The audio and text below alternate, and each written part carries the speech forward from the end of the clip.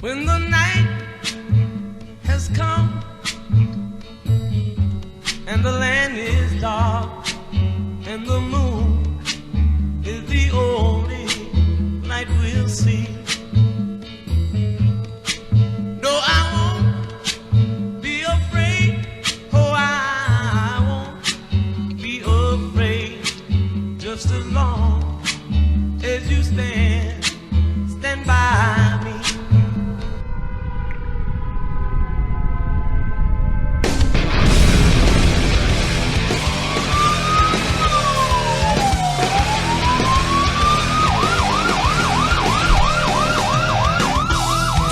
Victim to me.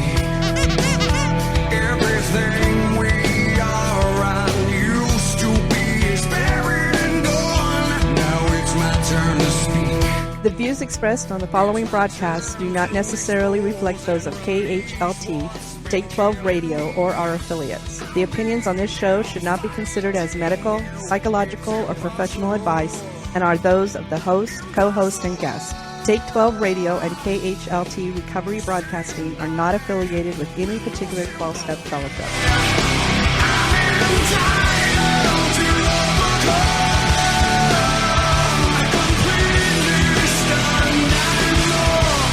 Welcome to Entitled to Overcome, exploring solutions for life today. A presentation of Take 12 Recovery Radio. And now, here are your co-hosts, Dave Fleming and the Monty Man.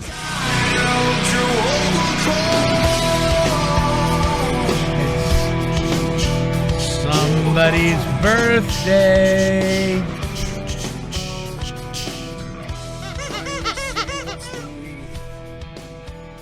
Dave Fleming is in the house. Also, Roger McDermott from Southern California is on the phone. Dave, you just celebrated a milestone, true? Yes, sir. Yes, sir. How many years sobriety, brother? 1 day. Come on, tell us how many 17 years, man. 17 years. You get a cowbell. You get a party quacker thing. Party quacker. Cowbell. Yeah. Yeah. Oh, and you get this too. You get a little one of them. That's the bell for my angel. Yeah, there's your angel bell, and this is from down under. There you go. From everybody. I gotta check my shorts. Happy birthday! Congratulations on 17 years, man. Good for you. Yeah, it's 1 day at a time, stringing them together. It's crazy that it's like it doesn't seem like it's been that long, right? I still remember like what I was doing when I started, which is a good thing. So, what was that? Genesis? I remember. That's all I remember. How the song goes. Well, we do a little ditty before the theme song, "Stand by Me," and the reason I stuck that in there was because really, to do this thing, we can't do it by ourselves. And 17 years, you've done it by people standing by you. True? Yeah, propping me up sometimes. Propping me up. And that right there is the quote of the day, I guess, because I wasn't able to do it at all until I surrendered and asked for help. Yeah. And then got involved, got in the game and participated. And even though I didn't know what the heck was going to happen or how it was going to turn out. And the hand of the 12-step fellowship that you were in reached out and was there for you. Oh, man. I was a good addict, right? Oh, good boy. Right? If one is enough, then I got to go in all in. Both feet, baby. Right? If they Both tell feet. me 90 meetings in 90 days, I'm going to just go to meetings every day, and I'm not going to put an end on it. There you go. And I went to meetings every day for just short of 2 years. Yeah. And that we talked about this before. The only thing you have to change is everything. Everything. And so for me, I didn't know how to live life on life's terms without some kind of chemicals, Yeah. legal or illegal, or behaviors, or codependency, or whatever. Add it to the list. List of coping mechanisms. And so I had to go in, and of course I can't go to the same meeting every day. So I had to go to like pretty much whatever meetings were out there. So I explored everything. Nice. Different cities once a month. So the topic it kind of lends itself to this because you were an outsider Right. at one time. So the topic is from outsider to insider to helping people. Roger's on the phone from Southern California. Roger, how you doing, buddy? God, couldn't be any better. I love Stand By Me. I was rocking out to that while you were playing it. And, Yeah. Happy birthday, Dave. That's huge. Thank you, sir. My sobriety date's the 12th as well, so it's kind of Awesome. neat. That's really cool. Oh, Yeah. wow. Yeah, Not the same month, but the same day. sure. Very Yeah. sweet. Very cool. 12 is my magic number. It like comes up everywhere every day. Yeah, I remember we've multiple talked times about a day. that. We've talked about that Mine before. too. Yeah, cool. Mine too. So here's You know, some. what my sobriety date is? What? 12/12. Wow. And it's all kinds of things happen in my 12th year of sobriety. Yeah, 12's a magic number. Yeah, I mean, like everywhere I go, every time I look at the clock, it's like 5/12, 10/12, Yep. and 5/12 is my birthday, so it's like, The clock. It reminds me of clock. Just saying clock reminds me of what time it is, Dave. what time is it, Monty? Well, let's see. Is that a clock or bomb? I don't know. It's time for Dave and Monty's Icebreaker! Get the shop back. That's right. Have you heard about these hospitals that if you come in with a respiratory illness, so here's some respiratory illnesses: COPD, pneumonia, just good old can't breathe properly because I got a bad cold, right? Certainly COVID, bronchitis, yeah. But if you come into the hospital, the emergency room, they put a bag over your head. Have you heard about this? I could not believe this. And so they have a bag and it's got a little place where they can clip on a hose, right, in case you need oxygen. And they put this bag over your head and they zip it up. Now imagine this: you have a respiratory problem and now you have a bag over your head. Sounds like a torture. Not a mask, a bag. I could not. Me, not wearing a mask. I'm not like, wearing a bag. I'm like, what? Are you kidding me? And I guess there's some hospitals back east that are doing this, and more are following in line. Wait, they didn't even want any part of your head exposed? I don't get it, but I thought it was an interesting icebreaker. What do you think, listeners? Would you put a bag over your head to go to the hospital? I wouldn't go to the hospital these days. Tell you that whole narrative is falling apart anyway. Bag it. Bag it and tag it. Bag it, and tag it. There you go. All right. Well, that's our icebreaker for this week.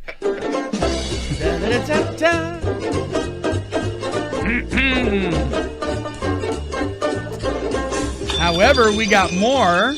It's time for this. Time for the Take 12 Recovery Radio Ask It Basket.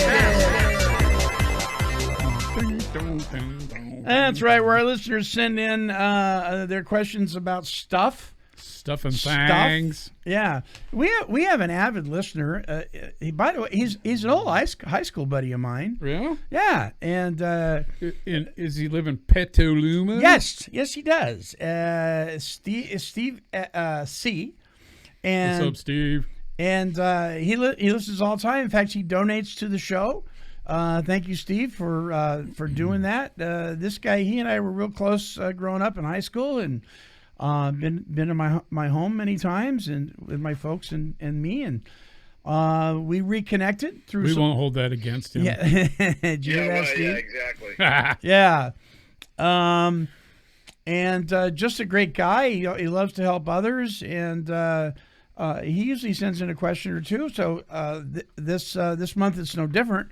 So he has two questions, Dave. Question number one.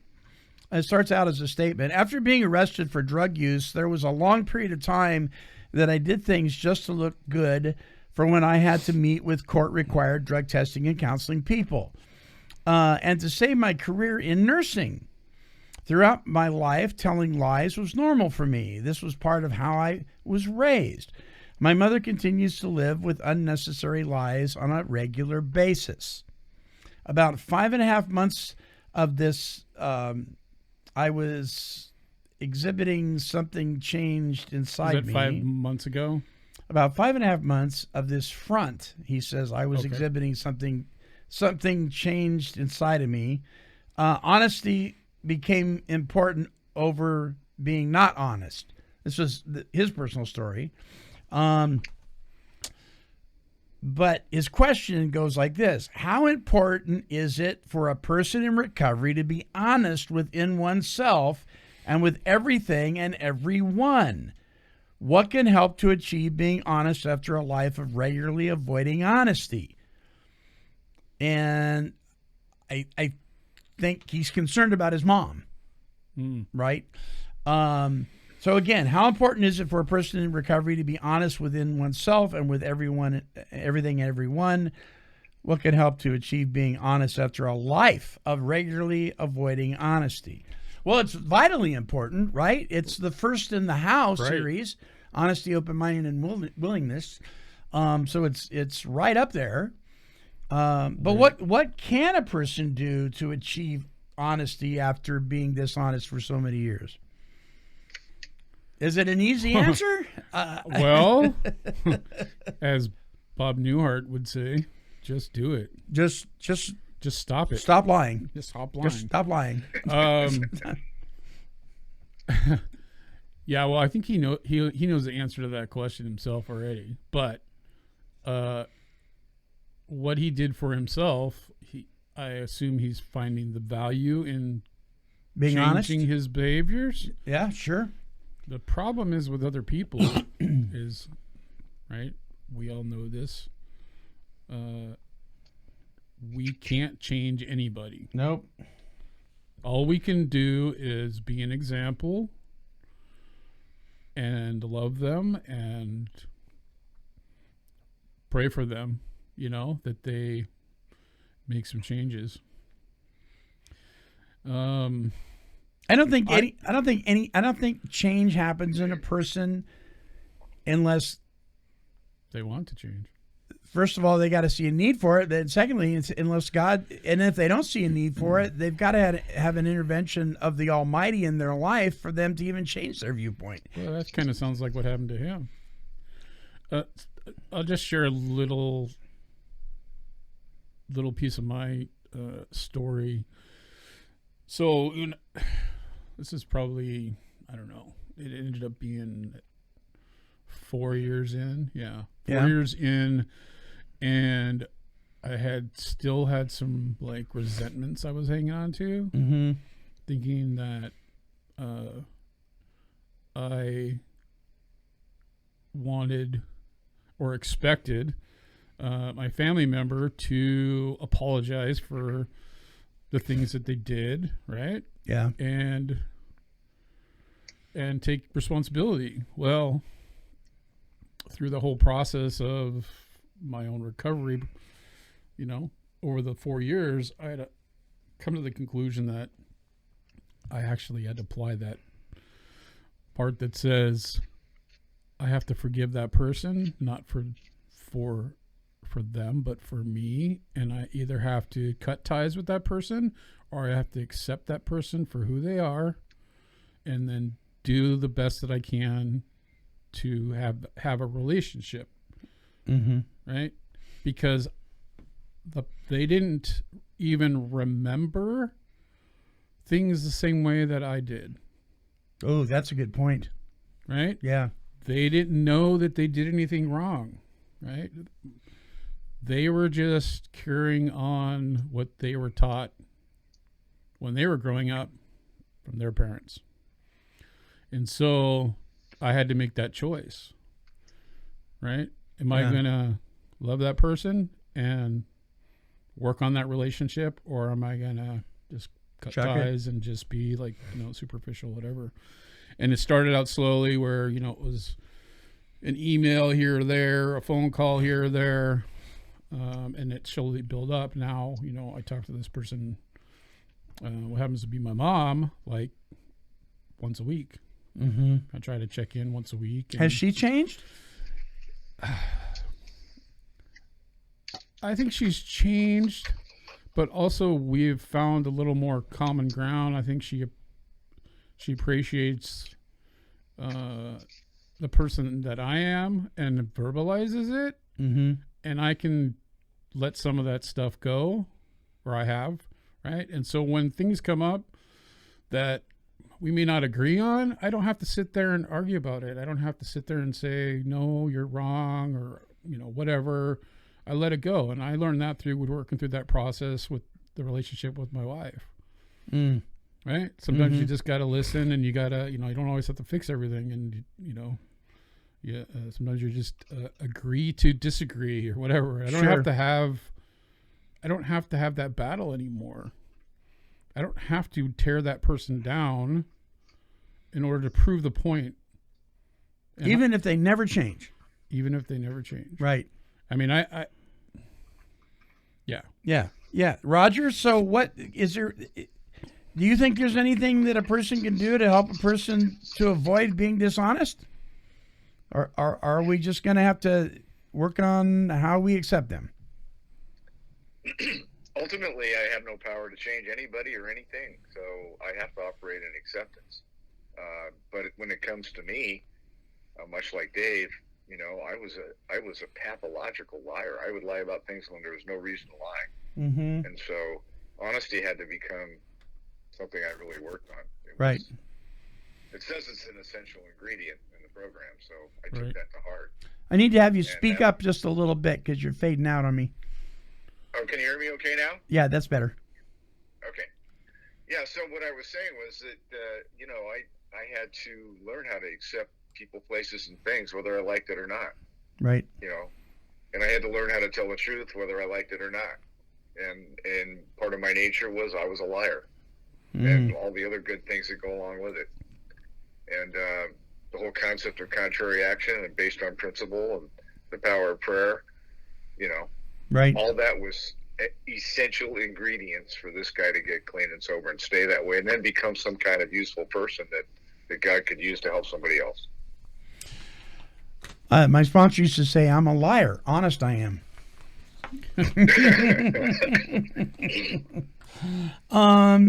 Steve's second question is, what does it take for a person to want to really stop and actually stop using mind-altering substances? Desperation. There it is. Right? Sick and tired of being sick and tired. I mean, real desperation. Right. No more yeah buts, no, but I'll be okay. No. The desperation of a drowning man. Sometimes a woman. They talk about sometimes you have a high bottom, sometimes you have a low bottom, and right. It's sometimes some people have to lose everything 5 times before they go, maybe there's something else going on here. It takes what it takes is really the answer to that. Whatever it takes. It takes what it takes. And ultimately, whether we call them high bottom, low bottom, it's not circumstances. It's ultimately a decision. It's a decision that I'm sick and it doesn't matter where I am or what's going on. I'm sick and tired of being sick and tired. Yeah. I am absolutely desperate to change. And only then can you get willingness and open-mindedness and some humility and honesty. I'm having trouble with my soundboard. I don't know what's going on. Okay, that's better. Well, I don't know if that answers your questions to the degree that you wanted them answered, Steve. But I do think they're both right, Dave and Roger, that you're not going to be able to change mom. You're not going to be able to what you are able to do is love her unconditionally. I don't mean in a codependent manner, but I mean regardless of whether she ever gets honest or not, or anybody in your life for that matter. You have to, like you said, Dave, you have to make a decision. Either I'm going to chuck this relationship, or I'm going to make a decision. This is who the person is at this moment. I'm going to love them anyway, and I'm going to hang in there with them. Well, there was something that always sticks in the back of my mind that kind of changed things for me. And this was even back when I was in my, back in the day in my old life, in my addiction. I was working for this contractor in San Francisco, and he says, are you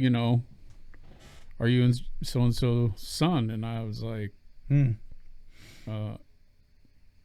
why? And they're like, well, because all they do is talk highly about you and positive, and they're proud of you. And wow. I'm like, are we talking about the same person? Interesting. So it was interesting that, gave me a different insight to kind of stick in the back burner, right, in the back filing cabinet. Like, maybe things aren't actually always how they seem to be. Sure. Right? We don't know the whole story all the time. And again, that goes back to a lot of the people in our lives, they're just operating on conditioning from their upbringing. And so it just kind of passes on from generation to generation until, like what I did is I tried to draw the line in the sand and say enough is enough, and tried not to continue that on down and through my family. So. All righty. Well, there you have it. There's the Ask It Basket for this week. We're going to take a break and come back with the topic from outsider to insider to helping others. What do we actually mean by that? Don't go away. We'll be back. Hi, this is Laura C., and you've tuned in to Take12Radio.com on your internet dial, the home of recovery, talk radio, and positive music. Admitting the exact nature of our wrongs in Step 5 is absolutely essential to recovery. But what about admitting the exact nature of something that's so right? Well, proudly sponsoring Take 12 Recovery Radio, Exact Nature products are made with exactitude, a combination of can-do attitude and commitment to providing premium quality products to help you in your sober journey. All Exact Nature products are independently tested for quality and purity. Learn more at exactnature.com. And as a Take 12 Recovery Radio listener, use the code TAKE12 and you'll receive a 20% discount on your order. Exactnature.com? Exactly. Hey, check it out. You can now access all of our shows from a variety of podcasting platforms, including Apple Podcasts, iHeartRadio, Spotify, Google Podcast, Stitcher, YouTube, Podomatic, and Player FM. Simply search for Take 12 Recovery Radio, and you'll be tuned into the best in recovery broadcast journalism. Also available at Take12Radio.com.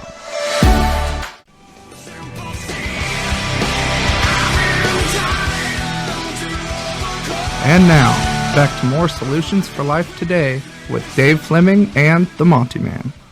That's right. Welcome back to the show. You've tuned in to the Take 12 Recovery Radio's production of Entitled to Overcome Solutions for Life today. Dave, CADC Level 2, is in the studio. Roger is on the phone. The topic this week, from outsider to insider to helping others. Many of us felt on the outside when we first walked in the rooms of recovery, or we feel on the outside regardless of, some of you people that are listening now aren't even in recovery, but you feel like an outsider. I know there's nothing more debilitating than feeling like you're alone in the midst of a whole bunch of people. We're coming up. We got Thanksgiving coming up, and a lot of people are going to be visiting with relatives. There maybe none of their side of the family are going to be there, and they're going to be smack dab in the middle of in-laws that they may or may not have a good relationship with, and then you're going to feel very alone, and it's going to be very uncomfortable. I hear those stories all the time around the holidays within our 12-step support meetings. But going from being on the outside to being part of the inside, and then ultimately what that leads you to. Dave, you wanted to share on this, celebrating 17 years you did of sobriety, but you didn't always feel like an insider. You felt like an outsider too, right? Well, yeah. I mean, it took me a long time to even like get it or be, sick and tired of being sick and tired and tried every other possible way, right? Because I was, like many people are out there, it's like, admit that I have no control? Are you freaking kidding me? Yeah. Like, I'm not in control of anything, right? Yeah. Because you look back at your life and like things that I've been through, and it's like, especially when you're growing up, you as a kid, you have no control of anything, right? You have to do what everyone else says. And through everything that I've been through, it's like there's no way that I'm going to let anybody or anything control me. That was in my mind. That's what I was thinking. And I had this concept, that people talk about alcoholics and addicts, and it's like, thing comes to my mind is like, I'm not that guy living under the bridge in the refrigerator box, right? I got a job. I'm functional. So you weren't identifying with what you were How could hearing. I be an addict or an alcoholic? I can stop anytime I want. So you were I choose to do what I'm doing. So you were buying into the stigma that you were hearing around the rooms, that you got to be the guy with the paper bag over the bottle. I never even really made it to the rooms. Oh, okay. And the little bit of experience I did have was, my buddy Greg kind of introduced me to NA long time ago, and never really realized that that's kind of how the foundation started. But we would just go to these dances on the weekends, right, all over the Bay Area, and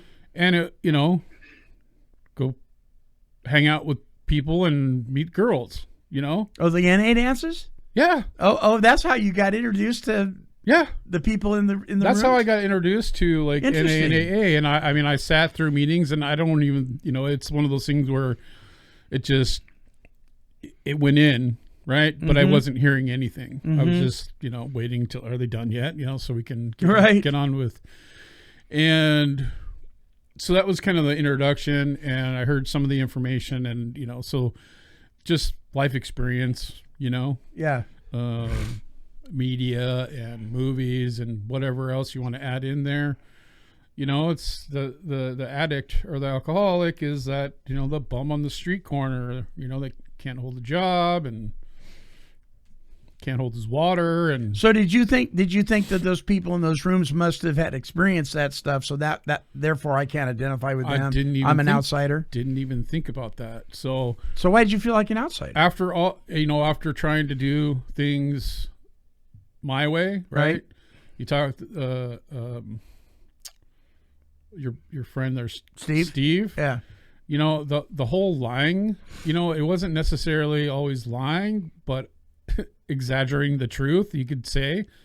It's still lying, but that's, right? Because we want people to like us, we want to fit in, or if someone thinks that we're a gangster or a thug or whatever, they're scared of us. We don't necessarily dissuade them from thinking that. It's kind of how I lived my life for many years. It's like, I got to keep this front on. If someone thinks that I'm a certain way and it keeps them away, I'm going to keep it up, right? So don't let anybody in, and don't let anybody get to know who I am, so I can tell them whatever story I want, right? So I control my own life. I control my own destiny. I control everything. And so I make the choice on what I want to do. Well, then consequences started happening, right? So I had probation, you got to go to meetings or treatment or whatever. And I started going to these meetings because I had to. And I remember the first time I walked into an AA meeting was in St. Croix Falls, Wisconsin at the Al-anon club. And it was back when they used to be able to smoke. And I walk Them's in. were the days. Those were the days, right? You walk in and choke and, cough up a lung for a week after that just from sitting there. Right. But anyway, when I was in there, the only thing I could think of is how the heck do these people stay sober when all they do is talk about drinking and drugging, yeah. Right? And I'm like, what? And the thing is I wasn't ready to quit. Mm-hmm. I had the bottle under the seat of my truck, and I left the meeting, and I got in the truck and drank and went home. So I just went to meetings because that was part of the requirement. So you were an outsider on the inside. You were in there, but you were really out there. Yeah, I was way out there. And so through things happening over the years, I came to this thing where I was like, because I've always been a spiritual person, not a religious person. And so I would always say that probably the last 3 or 4 years of my addiction, I would say this prayer and I would be like, okay, if there is a God or a higher power out there and you want to work in my life, give me a sign. That was my prayer. Right. And I do that, on a pretty regular basis. And looking back on things, I could pick out spots where there were signs, but I wasn't paying attention because I was looking for the movie, right? Where there's all of a sudden this bolt of lightning or this, right? The waters part or the burning bush talks or something like that, and it's like, it didn't happen like that. You were looking for the signs and wonders. Signs and wonders, yes. Yeah. And so, I remember I went to treatment, and then still, I always felt like that proverbial, they talk about in Alcoholics Anonymous that I remember talking about, it's like feeling like you're alone in a room full of people. Right. Right. And I always felt like that. I never felt like I fit in anywhere. Like I was somewhere on this different level, so I couldn't relate to, different people. It's like I couldn't find my place. Like I wasn't into sports, and just the normal things that I see or hear people talking about. That's just not me. And right. Yeah. And so it's like the people that I hung around with were all probably 5 or 10 years older than me, and I was doing things outside of what normal people did when they were in high school. Mm-hmm. And so when it came down to the point of being in recovery, I was like, I didn't, I reluctantly did some of the things that I had to do because I was on probation, and I went to treatment and I went to aftercare, and I started drinking again because I wasn't ready to quit. Things didn't click. Right. Mm-hmm. I didn't surrender. I talked about it, but I didn't actually do it because I didn't understand what that meant. Mm-hmm. And then through a series of events, the last night that I drank, October 12th, 2004, probably a month or so earlier, I did that prayer, right? Right. Because I had this moment of clarity one day driving home from work. I sobered up for a couple of minutes on the way home, and I just said that prayer. I said, okay, if there is a God out there, help me get back into treatment, and if I can get some help, I'll make a go of it. And I'm not that guy that's going to go do down the road. Okay, I'm going to turn left to go home. I turned right into the treatment center, and I turned right into the treatment center. No, that's not me. I'm like, you got to, catch me if you can kind of thing, right? I got to have consequences. I got that allergy, every time I drink, I break out in handcuffs. Yeah. Right. And so that's what it takes for change to happen to me. And so that night I ended up in detox. I think I had a 0.40 or something that night. And I'm sitting in detox, and I vaguely remember them asking me how much I've been drinking, and I told them like a pint or so. You were so honest. Yeah. Liar. Wait, what do you mean? It's more like a gallon a day for probably the last year or two. Yeah. It's like I should have been dead. And so while I was sitting in detox, I had this experience, this spiritual experience. Like God met me. It wasn't like a light, huge light, boom. It was like someone flipped the switch. Flipped the light switch. Mm-hmm. And all of a sudden, I'm sober. The obsession is gone. And now all of a sudden, I start like putting all these things together.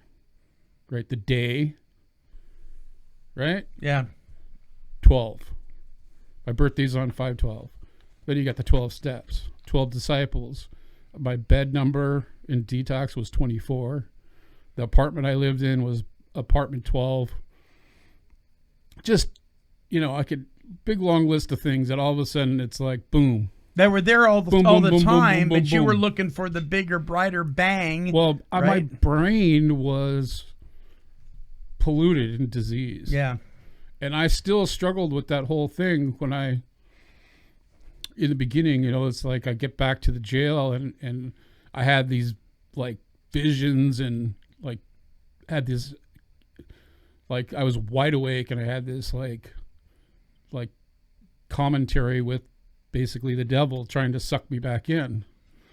And I would start reading scripture and praying, and it finally went away. But I was like, okay, so the only thing I got to change is everything. So that popped back in my head, and I heard that probably a year or two earlier. And so I just said, okay, what does that look like? Do the opposite of what I've been doing. Mm-hmm. And the whole thing about the concept of the disease and the control, and I looked at that again, and the word disease, and I knew that diseases or illnesses can be reversed or cured. And so that's how I put my foot in the door. I can take it from that concept, because then I know I can do something about it and fix it.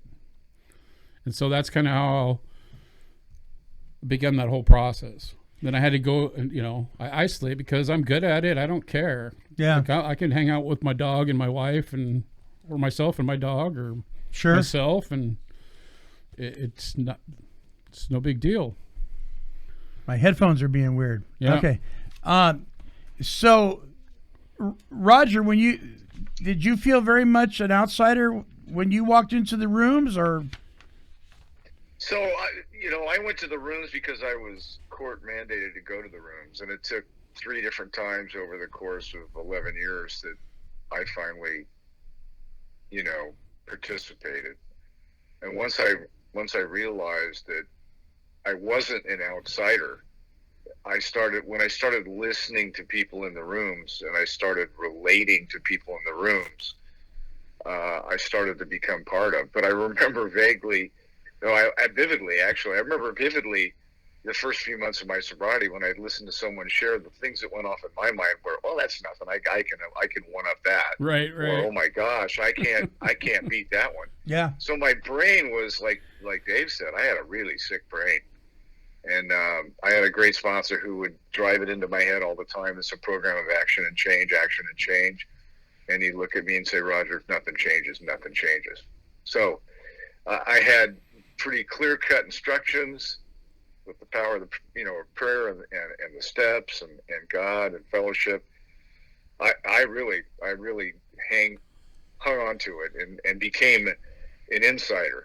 An insider that wanted to be an insider. And I wanted to be an insider that went outside and carried the message. Right. Not just alcoholics. I can really identify, Dave, what you were saying about, not identifying with people. I mean, I was never into sports. I didn't talk race cars. I didn't do hunting. I had no love for firearms necessarily. Wasn't against them. I just didn't have an attraction to them. things that guys did, even growing up. I just wasn't interested in that stuff, you know. And so then when I got to the rooms, those things were still being talked about, right? And except for the sobriety was a part of it. There was what I heard when I first got there was lots of war stories. I didn't know that's what they were called back then. Right. But like you, I'm like, man, all these guys are doing is talking about booze, and so that actually interests me, because it kind of fed something, even though I wasn't using it at the time. It kind of gave me that.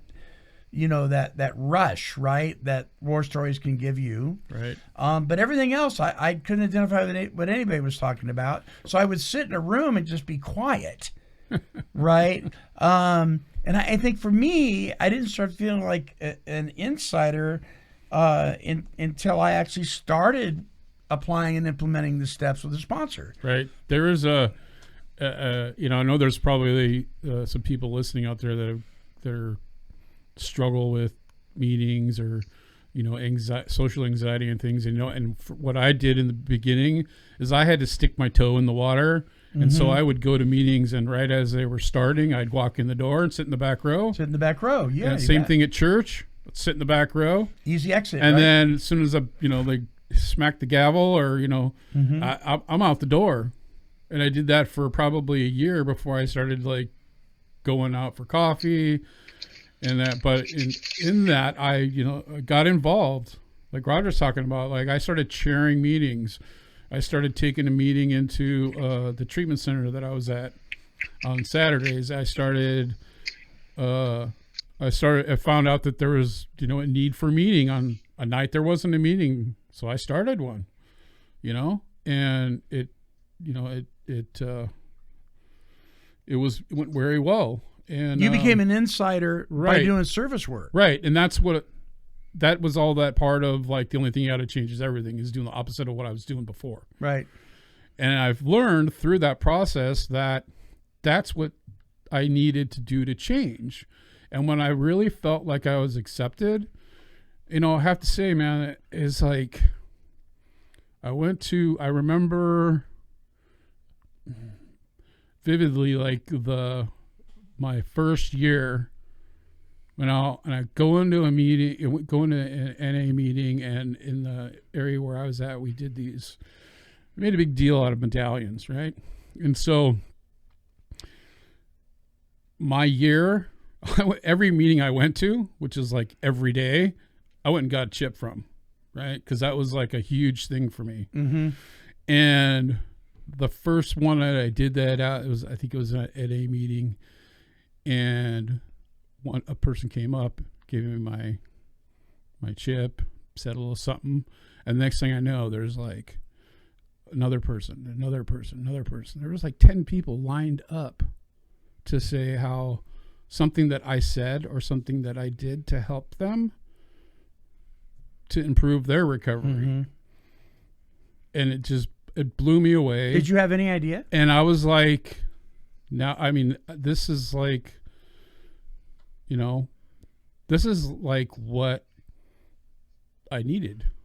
This is what we all need. We all need to be someone to tell us that we're doing a good job. Right. Right.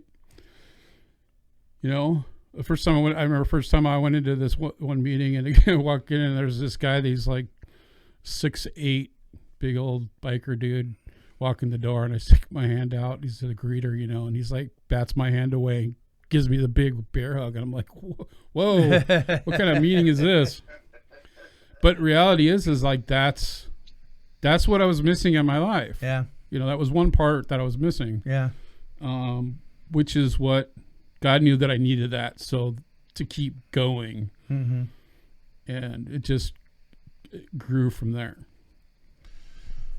So it's a progression, a thing of progression. I mean, but to get anything moving, you got to start with one foot in front of the other. You both have done that, and you've been doing it for a very long time now. The bottom line, this topic goes out from outside to inside, now helping others. You're doing that, right?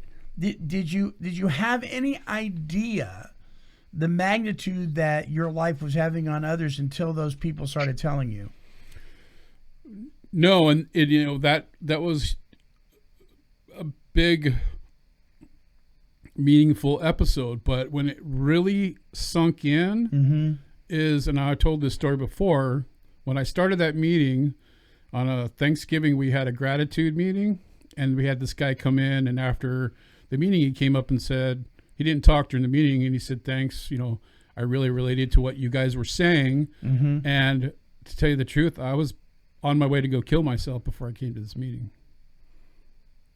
And, wow. And what a turnaround. Now I don't want to, I have some hope. So I gave him my business card, and I said, look, call me if you need anything. I didn't hear from the guy for like at least a year. And I get a phone call, and this guy's like, well, I don't know why I'm calling you, but I found your card in my wallet. And I said, you calling because you need help. And I helped him out, get into a program. It was just a church that was nearby that, was helping addicts out. They'd live there and, kind of, and have them do work with people in the neighborhood or whatever. But that was like that's happened to me 3 times. If it only happened once, I realized that is the whole reason that I stay sober. If I could help one person, right? Yeah. And most of the time, we don't even know who we help. That is so true. I remember years ago, before we had remodeled the studio and done any of that work, and it was just a big gutted garage, an NBC affiliate came out here, and I think the second picture on the wall, Dave, you can see it down there. Yep. Channel 16 was out here. Yep. And the guy asked me, he said, what's this, after he got all done with the interview, he says, what's this really all about? Really, let's get down to the bottom line. And the only thing that could come to my mind was just exactly what you said. I said, it's about the one. If we can help one person by doing this, and the entire time we do this, it's worth it. Right. It's worth every bit of energy that we put into this, no matter how long it takes, even if it's just one guy. Right. Because you don't know what impact that guy's going to have. He may have an impact on thousands because you had an impact on him. That's so powerful. Yeah. Roger, did you have any idea, No. The impact that you would have? A lot of people down in Southern California and other places as well. No, I flat out did not know. Yeah. Certainly in the beginning. And what's interesting is you said it's about the one. Well, Jesus was the great shepherd, and he left the 99 to find the one. It's the model that we were given. Right. I've come to realize that in helping, program is done one-on-one, even though the fellowship is a group.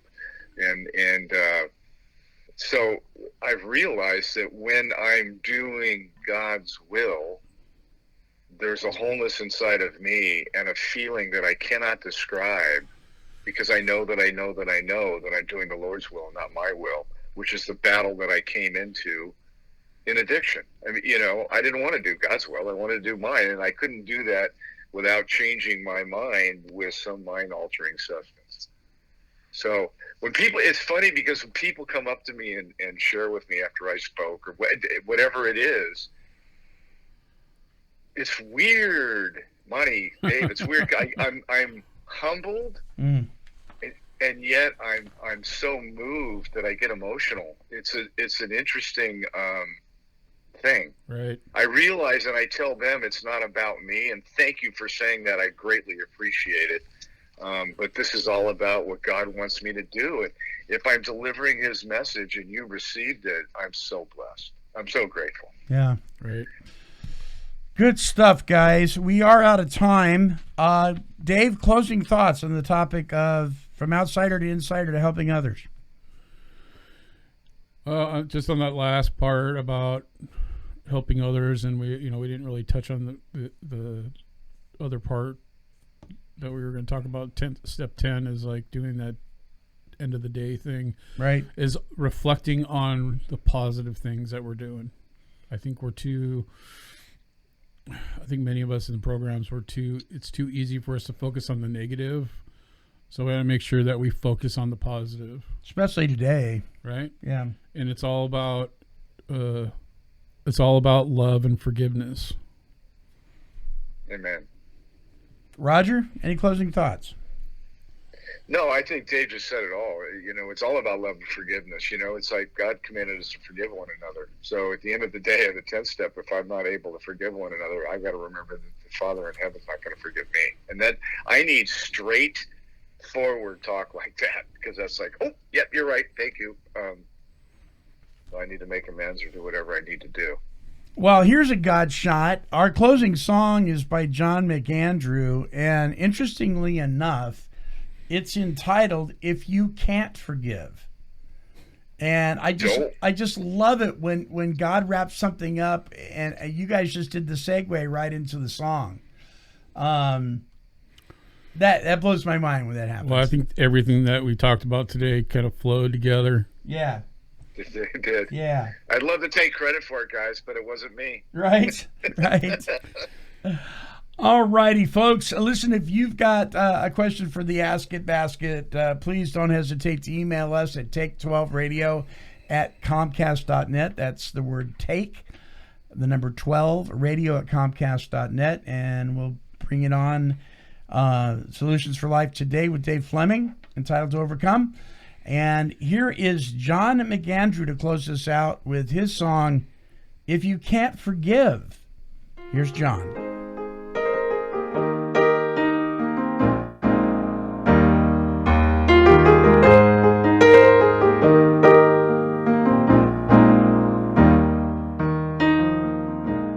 Old man sitting by the sea, tears rolling down his wind-worn cheeks. I hold my hand out, I ask him, can I help? He says, help me by listening to the story I tell. He said, my heart is full of anger, bitterness and fear. That's why I'm an old man, full of all these tears. And he said, empty your heart of all its bitterness. If you're angry at someone, then it's time to forgive, and fill it with love and a little gentleness, 'cause you can't go on living if you can't forgive.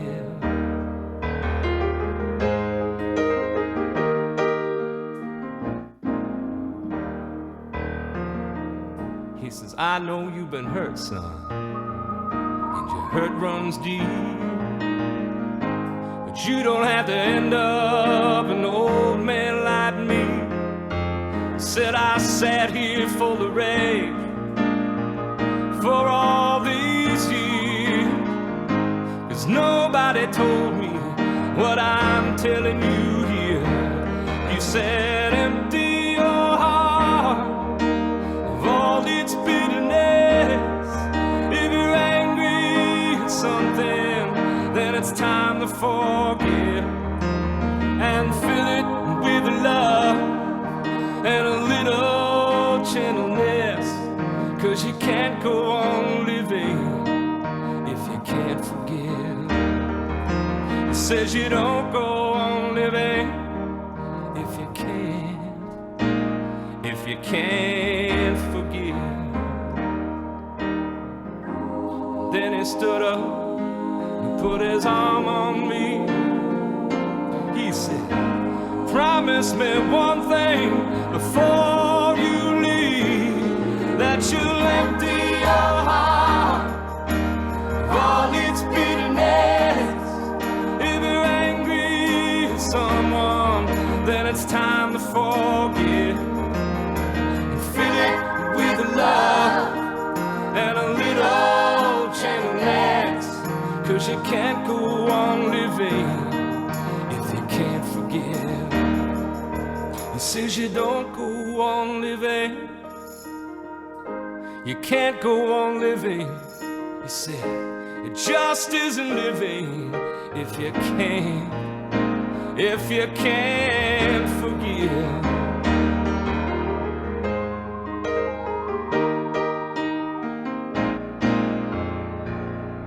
The recovery sounds of Mr. John McAndrew. Visit his website at johnmcandrew.com. Hey, listen, are you feeling like an outsider? We've been there. Come on into the inside. Trust God, clean house, and help others. And you'll be well on your way. It's something to think about. Hey, this is the Monty Man, and until our next broadcast, may I remind you that because of God's great grace and love for you, you are entitled to overcome.